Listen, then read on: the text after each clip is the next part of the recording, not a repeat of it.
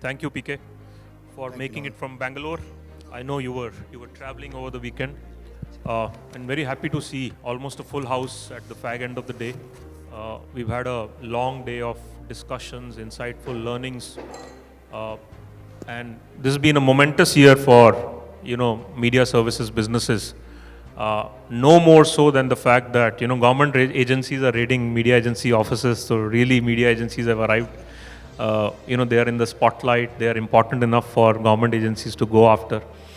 Uh, anyway, jokes apart, I want to start with something that is being spoken about so much today. And you are an advertising veteran, if I can call you that. You started your career with what is known as the unbundled agencies at that time, right? Rediffusion and so on. And then this whole uh, unbundling happened, and then people are again today talking about media agencies doing creative, and how a holistic service makes more sense for clients. Before I get to that, there's a new term I read today called algocracy, right? Which is the peril that we all face of letting algorithms decide or make decisions, and that's increasingly happening. I actually read a news report today, if you believe it or not, about Albania, the president announcing that major government contracts now will not be decided by bureaucrats but by algorithms, because there's so much corruption, money is being swindled.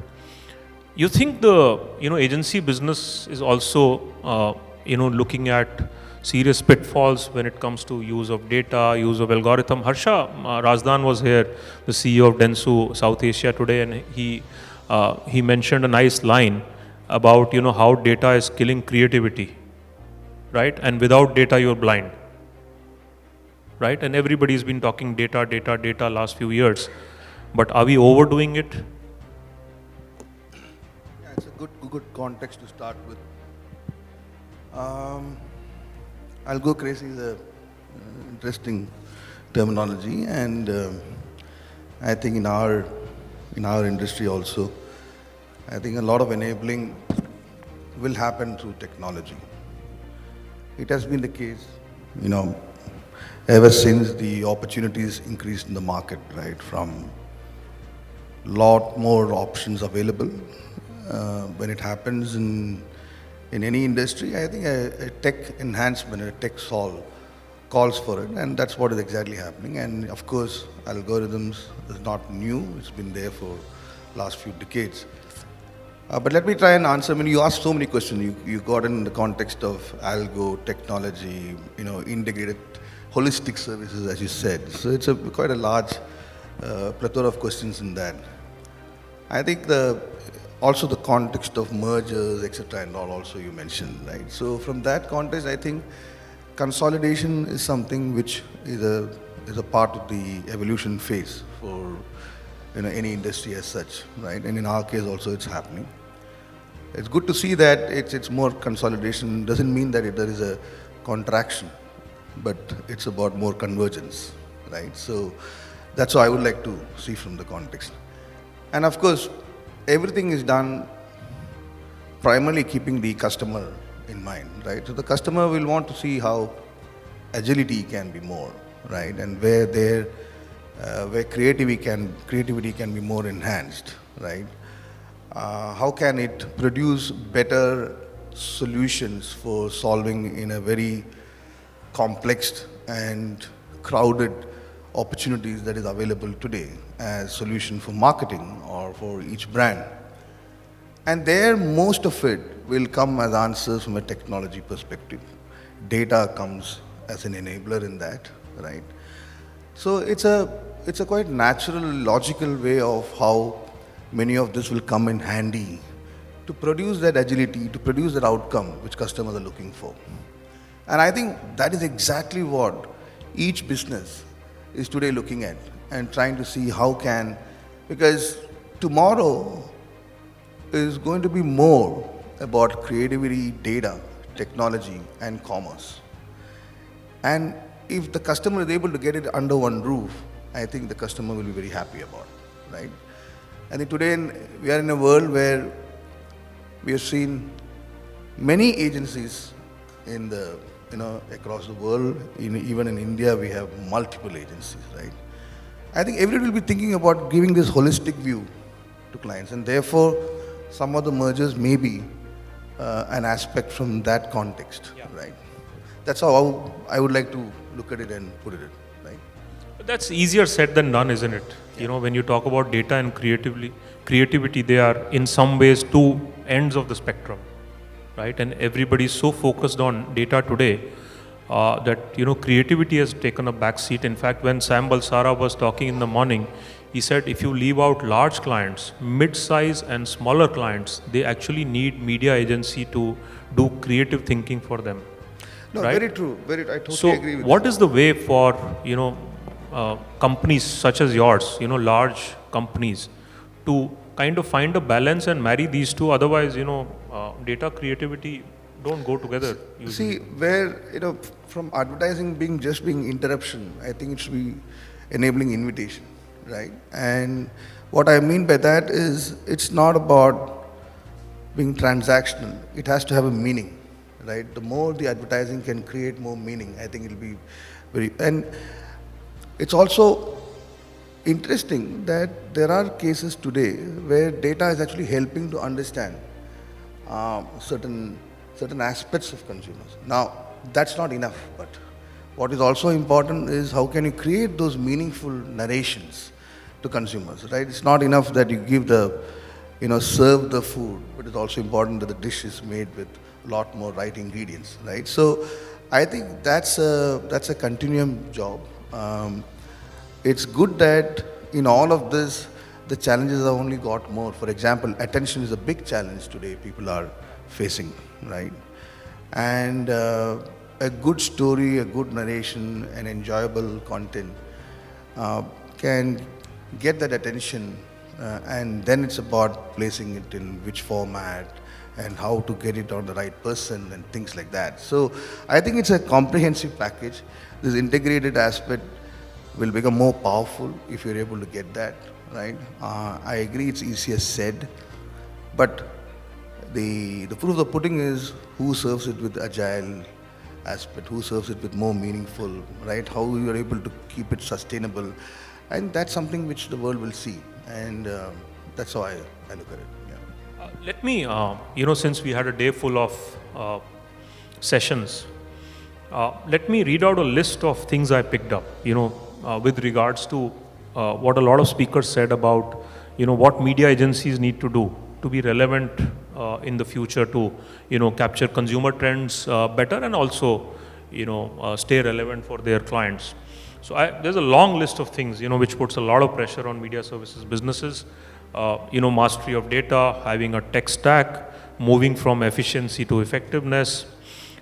Creative, we've already spoken about, having a consulting mindset, hiring data scientists, coders, strategists, looking at also working on brand safety because the risk of synthetic media is growing every day. Deliver what AI cannot, which is high level strategic thinking, powerful storytelling. Most of all, the heart of all of this is hiring good talent. Hiring good talent, right? Having the best quality people. There was a time when, graduates from the top B schools of the country, engineering schools, wanted to come into advertising. That era is long over, right? Today, media investment companies are primarily or largely, I would say, first looked at companies that can get you best cost efficiency and then other things. Given that, what is the way for media services companies to change the narrative and go out and get the best talent? Hiring data scientists and coders is one thing, but then also to hire the best talent who can do creative thinking, have strategic thinking. How do you think that can be done, say next 3-5 years? No, so I think it is, again, as I said, it's a continuous journey here, right? And what we are actually talking about is not one superhuman. Right. We are actually talking about a bunch of collaborative, very competitive, very exploratory, and ability to enjoy and appreciate creativity. We're talking about a bunch of people. We're not talking about one superhuman. I think that is the first aspect. Now, how to get that? I think a lot of it requires our own ability to scout, right? Our own ability to spend time with those people, appraise about what is expected, train them, develop them on the context of the expectations from our customers, right? I think from the craft aspect. So all of this is the second point is about really spending that time. I think I don't know how much we're able to do in our day-to-day aspect because it's a very important ingredient. They have, when they work with us, they have their stories. And their stories can be good, sometimes they can be soft stories. But I think hearing both of them is very important, right? And therefore, comprehending that and having the dialogue, etc., it just helps people to get it and move on and take the learning and then progress. I think we have all had those opportunities from our bosses, right? And the next one is, I think that a bunch of talent, which I said, which has got distinctive skill, and that we need to also contribute back to the industry on developing those, and therefore we can find them, right, and training them and things like that. So it's a combination of all of this. The more I don't think we may not have a syllabus to that, but it'll be interesting to create a syllabus or a ritual on getting all this done. I think people who do that effectively, gets good outcomes to get that bunch. I think that's why I said it's a continuous journey, but it is a challenge sometimes. But I think that is the only thing which you got to do, right? I don't think there is anything more important than that. You get your right bunch of people, I think then you have magic, right? So I think that's what we should do. Yeah, I mean, especially last 10 years for the media services business have been a time of churn, time of significant change on the other side of the business, which is the platform side, and hence, talent has got severely impacted here. Of course, the kind of talent you have determines, clients working with you. One of the, trends in the last decade or so has also been the rise of digital startups, Yeah. right? You're talking about, Monaz in the earlier panel was talking about, multiple stakeholders at both the agency and client end, somebody looking after e-com and retail media being separate, influencer marketing, somebody doing content and so on and so forth. And today you have a slew of options every client lines up, for each campaign. And they look at, how can I work with newer, younger, faster, more nimble-footed partners. So whenever you see, say, a large company choosing, say, a independent, smaller digital player to run one of their campaigns, say in influencer marketing or retail media, what goes through your mind? I think it's a good question, and one is that definitely many of these interesting and exciting bunch of people who have come and formed those shops to really serve and give solutions to clients. I think there's a lot to learn from them as well, right? I think naturally, the other part is naturally it gives many of these startups a lot more to do for agility. It happens because they're smaller, they're nimble, they don't have complicated, so that's natural. But I have seen many of these so-called shops, when they start growing and when they start scaling up, I think they start ending up with similar kind of challenges, which they have to, again, construct it with structure, systems, and so on. But for a customer, the customer always looks at how can we, again, look at integrated solves. How can we have far more holistic aspects? Yes, there can be slightly more specialization, but is that a product, is that a tech, or is that a human, right? Now, so therefore, that initial aspect of understanding what it is, etc., it goes into that. But apart from that, I think every other basics remain the same. Get the right talent, solve the right product, get the right workflow, get the right system, get the right procedure, and also solve for the agility, right? Is it because it can happen? I mean, that's why we have, for different formats of sports, we have different teams today because the agility required is different, right? And therefore, for different problems and tasks to be solved for clients, you may have to have different teams where such, culturally we can have such solutions, right? So these are the stuff which goes into the mind. So I don't think we're worried, but I think it's a good state to be there to know that there's something new, right? I think something new always needs to be there, right? So it just helps you to not get complacent, but only compete more, right? Somebody snapping on your heels all the time is always good. Yeah, it's okay. I mean, Yeah.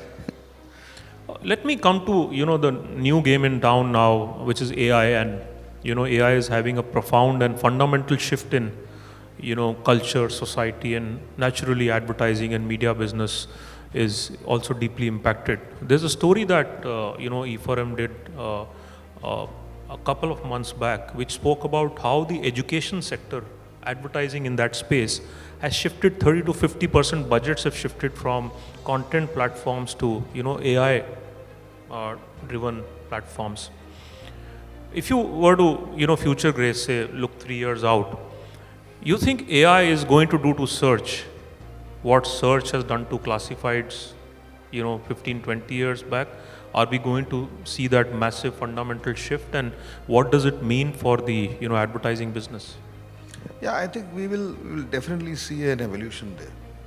We're already seeing some headlines hitting saying that the search volumes have got challenged, right, globally. And that's also because many of it has gone to many of the AI or Gen AI bots and things like that, right? I don't think it will interrupt advertising industry because there also you will have advertising options. Maybe they have not thought about it right now, right? And it will evolve from there. Because Flexity will have a mastered banner, I'm sure, at some point of time. I'm sure they will be thinking even ChatGPT, right? Bottom scroll. Yeah, because I think running businesses, like the aspect of profitability, is an important aspect for every organization, right? And it's just the oxygen of business. So I don't think anybody will lose an opportunity to monetize some of those. So we will see such things. Or maybe the utility or the insight which is given will actually lead to something else. And there you will see more of actionable marketing solutions coming there. So I think some of these will definitely come. So I'm not worried about it, but I think the evolution on search to, that will definitely happen. And we are seeing those changes happening. And in India also, there is widely, consumers using many of these AI bots for, daily purpose. I think it's good to see them they're using, right, in multiple different age groups. You mentioned about education. I think many of the school syllabus today takes the help from AI platforms and so on. I think it's a good thing. I think the learning can happen faster. It makes better human beings. It can, provided the content is properly curated and done in that form. I think it can be novel. You can. I mean, I saw the other day Newton as Newton himself, through an AI imagery coming and explaining Newton all three laws. I think it was interesting. I think we probably, whoever studied in 6th grade, can learn it from 3rd grade onwards. So it gives more interesting ways to learn. So some of this needs to be done appropriately. I think it's an advantage. Yeah. Yeah, I mean, it's a double-edged sword. I mean, content curation through AI is going to pick up steam as we go along, and then how the advertising business kind of evolves and uses that is an important aspect of that development. Let me come to now, Prasanth, the spends part of the media business, because that impacts almost everybody in this room and beyond. We've seen last, if you look at data points from say FMCG sector or the auto sector, all these sectors have shown tepid growth, and hence advertising budgets have kind of stayed very flattish, so to say. While the percentage of spends these companies are doing as part of the revenue has roughly remained the same, but overall, if the revenue is not growing, ad spends will not grow substantially. WPP Media and WPP overall works with clients pretty much across every sector, large, medium clients. What is your sense on where this is going? Every year, each quarter is mixed. People talk about, how October was a great month, but September wasn't because, consumers were waiting for GST rollout. And right after Diwali has gotten over, November has again become a little weak. How do you see, say, the next 3-4 quarters panning out? Yeah, I mean, I think even I remember we having a chat on the same subject last year. I think now, right? I think it's become especially in the last 2 to 3 years, it's become a hot context of discussion because post-pandemic, and we spoke about it earlier also, that the challenge has been to see the business of growth or the source of growth in multiple forms, right? I think it will play quarter to quarter differently. Right. And there is no more validation required that there will be some volatility because the variables are not anymore 100% in your control. And there are more variables which are probably outside, right? Geopolitical issues and challenges and regulatory issues and different aspects. And how those will react to the consumer pack is not something in your control. So which means that you have to definitely prepare yourself for, multi situations, multi context of how you would react back, right? So plan B, plan C, a definite part of plan A, right? That you need to have a plan B and plan C. Spends, see, there are budgets increasing, but they're not increasing blindly. They are increasing with a lot more, outcome-driven requirements. They are increasing with a lot more ask for ROIs, right? Yep. Because there is, there is a significance of performance on a quarter by quarter, on a month on month. And I don't think that will change, right? I think we were pretty okay when we had a good last double digits growth, and that was good for us. But That's it was right. not like they were all 30%. They were in 12 to 15%. And today also we are seeing a situation where the market is growing in between about, let's say 7 to 9% kind of thing. Take it one. That was the start of the year projection. Yeah. So those are the numbers right now. So maybe the pace of growth is halved or reduced by 70%. But there's still growth. And relatively, the growth is getting shaped up.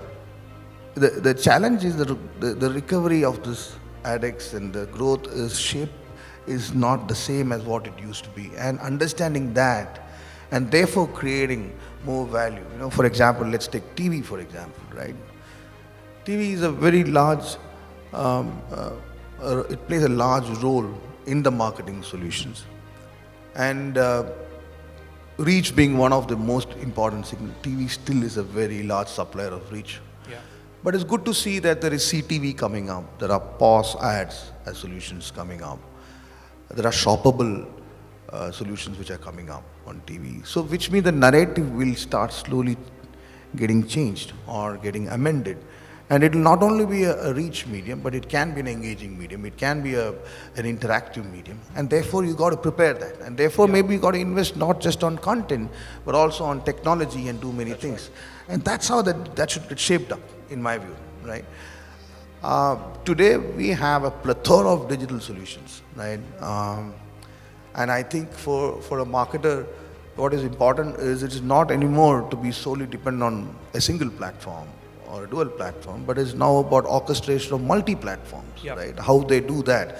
So it's a great opportunity while we are cracking at this, and I don't think you will crack one formula for next 10 years. I think it will be for a quarter.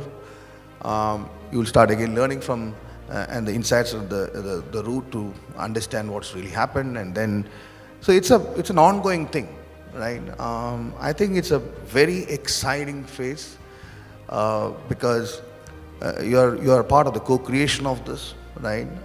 You understand a lot more in depth of what is the consumer behaving, what are the learning, what are the changes, how are different formats behaving toward, etc.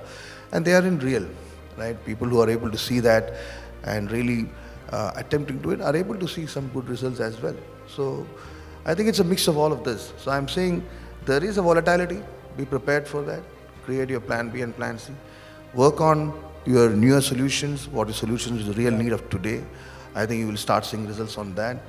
A lot more ability to understand the task well and use the learning and be at it to continuously, customize it and personalize it for customers. Every percentage of growth has to be fought for and earned. That era of organic 10% growth is possibly behind us, and I think that's what this phase is about. Perhaps good growth days, I'm sure, will come back again. Economy is always cyclical. Let me come to the WPP Media business and how you've done. Sam mentioned a potent point in the morning today about efficiency, right, versus doing strategic thinking for clients. Efficiency bringing better pricing, negotiating better for clients and so on and so forth, versus adding significant value to client metrics and moving the needle on outcome based ROIs. One of the things that Group M commands almost 50+% share of the media market in India, and that's India is one of the large markets where the share is so high. And one of the reasons you've seen clients gravitating towards your company is possibly also because of that. In the last 3-4 years, we've seen a slew of large accounts moving to Group M. I remember Maruti, Godrej happened recently, and so on and so forth. So how do you change this perception about being the most efficient media investment company to becoming also what clients would like you, consultants? No, so I think that's been our vision, our mission on working along with our clients, and we're very fortunate and blessed that some of these clients believe that we can bring in a game changer, right? I think it's not, see, efficiency will continue to be a part of marketing. I think it'll be foolish to believe that now they will drop efficiency and look at only strategy. That's not the case. Just like creativity will continue to be part of advertising and marketing. But I think transformation is what clients are looking at. And in that transformation, a huge role is from the continuous strategic inputs and contribution to how you are customizing your marketing story and your marketing approach, right? So it is definitely very significant, just as much as efficiency is important.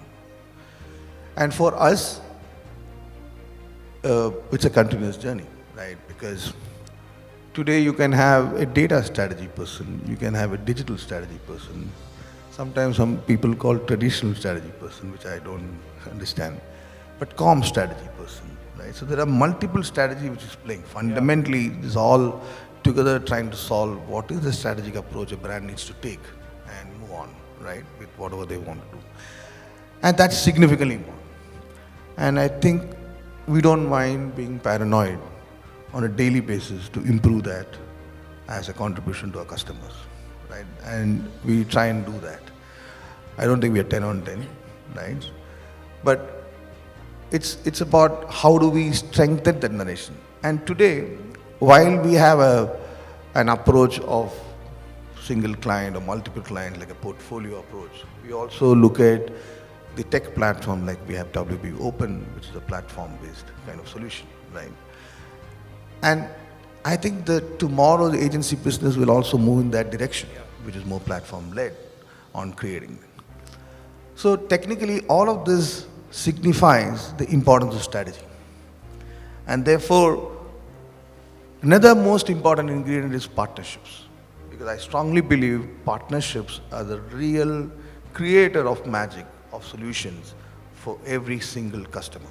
Because yes, from a media planning perspective, from a strategic perspective, from looking at different data, doing the right creativity, all of that requires that partnership ability to come together and co-create it, right? And it can be a media partners, it can be a tech partners, it can be a content partners, it can be a data partner. So the ecosystem of partners is just expanded. And it's not just only letting it to media, right? And working along with, so what's the strategy behind the partnerships? That's another way how you look at it. So I'm saying this is all a bucket, but strategic thinking and strategy for brand are two different aspects. So as an organization, you need strategic thinking on that. How do I evolve myself? As a brand, on what strategy they should be actually executing it. It's another thinking on what needs to be the choices. So it's a continuous stuff. And for that, of course, you need a good bunch of talent. Of course, you need to, be at it, experimenting things, can fail, learn from it, and do better. I think all of this is a part of the journey, right? And as I said earlier, it's a quite exciting stuff as we see this, having many more clients, coming in. We are again thankful that it's not just only the large clients, right? There are, definition of spends is what is large, medium, and small. But the fact is for each of these clients, the business is equally important or highly important, irrespective of what they spend. That's right. Right? Sometimes I felt that, clients who have 1 crore as budget, the way they synthesize what they should be doing is amazing, right? So every business is equally important, and we have to put our best effort on that. Just like efficiency strategy is equally important, partnerships are equally important, and we got to focus on all of this. I don't think any of this is going out, or you can trade off A versus B versus C on this. But I see time's up, so last couple of questions before we throw it to the audience. Some of the clients are now, there was a time when clients started hiring heads for media, and today almost every important clients have media heads. And I believe, companies like Godrej are also setting up small media outlets inside, something called Match they've set up. I'm told they also have a full-fledged programmatic desk now. Given that many clients, at least the large ones, will want to set up in-house capabilities, what will it do to the business of media agencies in terms of how you will evolve? Because, if the primary capability is going to be run by the client and the CMO team, then really, and a lot of it is now spends are shifting digital. So once you've set up a programmatic desk, you're also doing that interaction directly. What will media agencies need to do, say 3 years, 5 years out, to still remain relevant for, companies like Godrej? I think none of this is actually a roadblock for a story for tomorrow, as per me. There is a learning, and every client's need is not the same. You will find that maybe a client A will have some of their internal setup in a certain form, and client B will completely leave it to an outsourced kind of, working with partners. I don't think that will change, right? Because I think everybody wants to try out, concentrating on their own business and looking at getting the right people, right talent to solve many of the marketing. Because, our business is giving the consultation to clients, right? And therefore we believe that's the house of density of great talent which can come and it can progress and do it. I think that's an advantage for advertising agencies as a category, and it will remain so, and it will keep on evolving. So that somewhere answers this question. Having said that, I think there is definitely an opportunity also, because the more you collaborate with a team, I think there is a service which you're doing, right? It can expand to many additional stuff or offerings that you can get into. So these are also newer aspects which are coming in. So I don't think there is anything to be, closed or, judgmental and concluded on such models. I think they are all evolving. I think every company is busy thinking about how to sell more of their products and brands, and not necessarily, only focusing on some of the services which they want to. But there are some discipline, there are some systems which they want to do it in a certain form, and we collaborate with that. And I think that gives us a good road for tomorrow as well, right? So that's what it is. I don't think there is any major challenge. I think it's an opportunity, right?